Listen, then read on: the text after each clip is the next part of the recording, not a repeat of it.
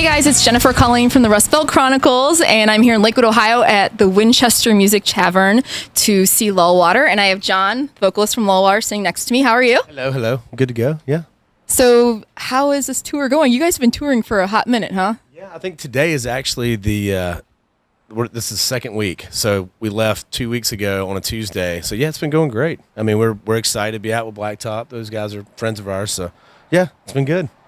Have you had any time to like venture around Cleveland, just kind of in and out? No, we've been to Cleveland before, so we did the Rock and Roll Hall of Fame. But yeah, we drove like 8 hours yesterday from Nashville. So it's Nashville and then today. And no, we hit the hotel and got some laundry done. Yeah, exciting, I know, right? Well, you know, rest days are good too. So I'm going to start with a really simple question, but I had a lot of people ask me this. Where'd you get the name of your band? It's a crazy story. It's really not. It's not. It's a street sign. And we were in college, and we were like, hey, and our former drummer was the original founding member, and I think they were just like stoned and tried to get a band name and looked out the window. It was like Lullwater Drive, and they named it. Yeah.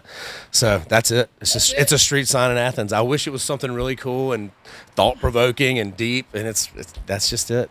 Okay. Hey, they are from Athens, Georgia, so the heat is not bothering them while they're here. Like it's bothering all of us from Ohio. But so did you guys go to college together, or how did you kind of come together in Athens and get drunk in a college street and pick a name and all that? So I went to UGA, and that's when we met. I was in college there. Joe joined the band after our former drummer left, and then Ray's been with us for about 8 years now. So Ray's been with us forever. Joe's been forever, and then Benny joined the band about 3 years ago.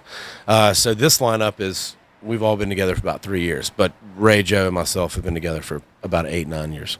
And how long have you been into music? I'm assuming long before that. Oh yeah, since I was a little kid. My older sister was like, you know, she knew everything about music, always had the new music, and she's 12 years older than me, so she would always bring in, you know, violent films and all kind of crazy music. Duran Duran when I was like 8 years old, you know, loved Duran Duran. But yeah, Susan, my sister, was my biggest influence with showing me new music and getting me new music. And then in my middle school years, I started playing guitar and got in bands and, you know, listening to grunge music, and that's kind of where that's my jam. Yeah, that's where it all took off. From. That's it. Yeah.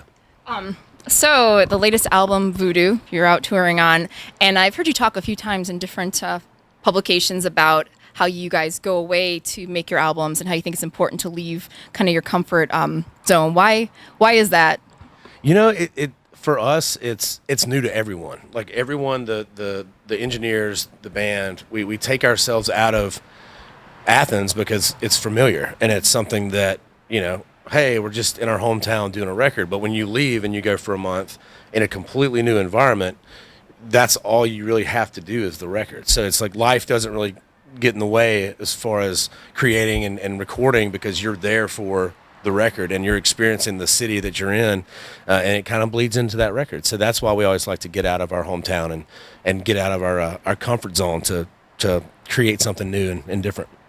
How did you stay focused on the record in New Orleans, which is where the last album was done? I can see how that would influence the sound for sure, but just staying focused with all that going on. It was difficult. I mean, I think living in the French Quarter for a month the first couple of days was really hard to focus.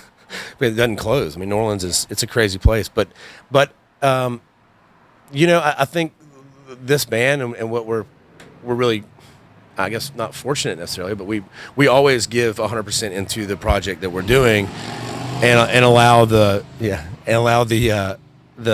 environment to kind of play a part of it. So we always want the environment of the record, and especially New Orleans. I mean, the keys and the horns and the strings and all that stuff. It's a very New Orleans influence, because, you know, there's music everywhere down there. I mean, there are people playing music on the side of the street at like 11 a.m. Yeah. You know, so we wanted to embrace the craziness, because it translates on the record, you know. So how do you answer the question? I don't know how we stayed focused. I really don't know. Like, how did you get an album out at all? Maybe even a single. I'm surprised we got one song out, honestly. How do you typically choose the towns? Like what do you decide to, you know, put into your albums? Like, oh, I want to go to New Orleans for this, and Well, I mean, it depends, because the first record, self-titled, we wanted to go to London Bridge Studio because that's where Pearl Jam 10 was done, and Alice in Chains, and Mother Love Bone, and all those iconic 90s records, because that was the sound we were, we're chasing after. And being from Athens and Georgia especially, like, I grew up idolizing Seattle. Like, I always thought it was this mythical place that all these greats came out of, and they did, So we wanted to go to London Bridge, and that was our first venture, was to Seattle, and kind of capture that sound. And if you listen to the first record, you can kind of get that 90s grunge sound. And then the second record with Revival, we went to Texas, in the middle of nowhere, Texas, and I think we got a referral from a band to go there. And then we picked New Orleans because Jacob Herman, our producer, had worked there, and he sold us on it. So it just kind of works its way out. I don't know where the next one's going to be. I don't know. I think it'll just show itself to us and be like, this is where we're supposed to go. Okay. Maybe Cleveland. You never know. You never know. Obviously, the grunge has really influenced you, and you can hear it in the music. Having been there in Seattle, what do you think it was about that area and that time that music still resonates and is so powerful to influence artists today? I think, and we've gone to Seattle a lot, and we always go back to Seattle. I think Seattle is just this, it's rainy, it's cold, it's damp, but there's just so much. There's so much music that comes out of that city, and I think at the time, if you look at the history of grunge and hard rock in the late '80s and '90s, like, Seattle was kind of Wild West. Like, it was all the way up. All the LA bands and everybody, they kind of missed Seattle. So Seattle wasn't really influenced by New York and LA and all those commercial music, big giants, industry people that would always seek. They would always go to LA or Nashville or New York, but they created their own vibe, their own community that was thriving, and then the rest of the world figured it out. So you can still hear it, you can still feel it, because Seattle for us is like no other city. It's its own city. It's like no other place, and I think that's why that music still lives on. If you could go back in time to that era in the 90s, what band would you most like to work with or be a part of? Pearl Jam's like one of my favorite bands. That, and I would say Soundgarden, Pearl Jam. If I could just be like a fly on the wall in the late '80s, early '90s, that would be cool. That'd be the place to be. Yeah. Today on your Facebook, you posted a little video of Joe Walsh talking about. Let me quote this right, because I don't want to misquote Joe Walsh. That there ain't no mojo in today's music. How do you feel about that? Like, do you feel like that's the case? And I didn't post it. I just busted your band member. Joe might have posted it. Uh-oh. I haven't seen it yet. Well, Joe thinks there ain't no mojo in today's music. I mean, he's probably a little right. I think with the current state of things, with not necessarily rock, because there's a lot of good rock coming out. It's just harder and harder to get it out there. Yeah, that's what he talked about. Joe Walsh in the video talked about that, how there's just like there's no money, there's no way to get the music out there. It's kind of stunting people's creativity.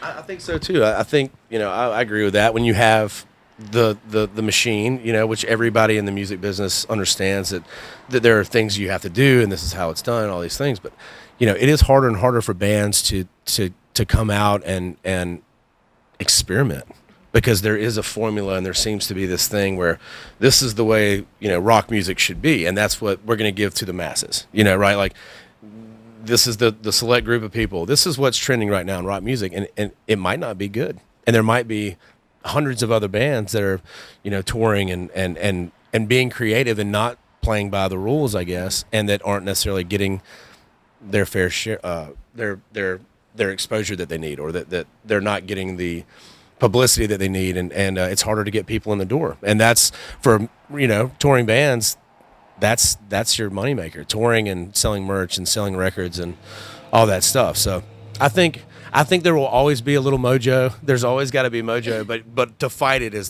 that's the fun part for us, is to fight for the mojo. That's the best part. So, in this kind of climate, then what's the best way that fans can help support you? Is it just by buying merch and getting to shows, or are there other outlets that you'd like to see them, get involved with? Yeah, I mean, we always joke and say we're glorified T-shirt peddlers because I mean that's that's the best thing for to help a band is. T-shirts in my closet. And every shirt that you bought has gotten like 50 miles down the road. So I would say, other than what managers do and we call them suits, our suits. We love our suits, but they they do licensing and they work with other sources of income. But yeah, for a fan, buying music and buying T-shirts and merch and going to the show because that's what it's all about. Yeah, absolutely. Mm-hmm. So what is next for you guys? We've got a month left on this, and then we're gonna wait for the call. At this point, we kind of get the email and say, "Oh, you're going back out here. Or you're doing that." But I think when we get back home, we have another single coming out. I think 2 weeks from now, that's going to radio, and then we have another one after that, and then we have an entire acoustic record just on ice. So it's just sitting there. Which, if it were up to me, I'd be like, "Here, everyone, have the acoustic record." But gotta do what we gotta do. But not time yet. But yeah, I think we're just gonna tour the rest of the year and see where it goes. How long till that single comes out? Dark Divided will come out 2 weeks, something like that. 3 weeks maybe. So yeah. So go request it from your radio stations. So. Local radio, rock station, or rock radio, and play it all over the place. Get it everywhere. Well, we're really happy to have you here at the Winchester, and we look forward to seeing you guys play tonight. Thank you for talking to us. Thank you for having me. Thank you so much.